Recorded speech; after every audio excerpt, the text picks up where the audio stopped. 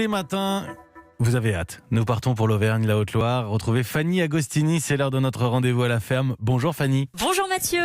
On a tous entendu parler de la maladie qui ravage les oliviers, la bactérie Xylella fastidiosa. Fanny, c'est dans le sud de la France. Mais il faut savoir que le frêne, qui est d'ailleurs de la même famille que l'olivier, le frêne est en train de vivre une véritable tragédie. Oui, une tragédie européenne puisque l'aire de répartition du frêne est large. Il est présent depuis l'Espagne et remonte jusqu'au sud de la Scandinavie en passant par la Russie.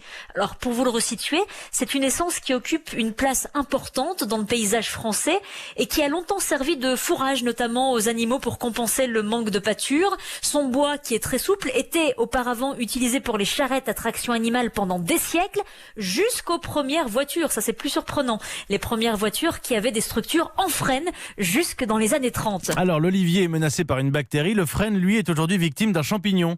Il s'agit de la caralose, un champignon ravageur apparu en Pologne dans les années 90.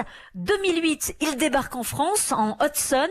Rien ne freine aujourd'hui la caralose du frêne. Sa propagation est complètement folle. 70 km par an. Il se déplace grâce à la dispersion par le vent, si bien qu'aujourd'hui, une grande partie de l'Europe est touchée et son mode opératoire est complètement mortifère. Il va d'abord nécroser les feuilles de l'arbre et créer des boursouflures à la base du tronc. C'est ainsi que l'arbre meurt sur pied en très peu de temps après l'infection.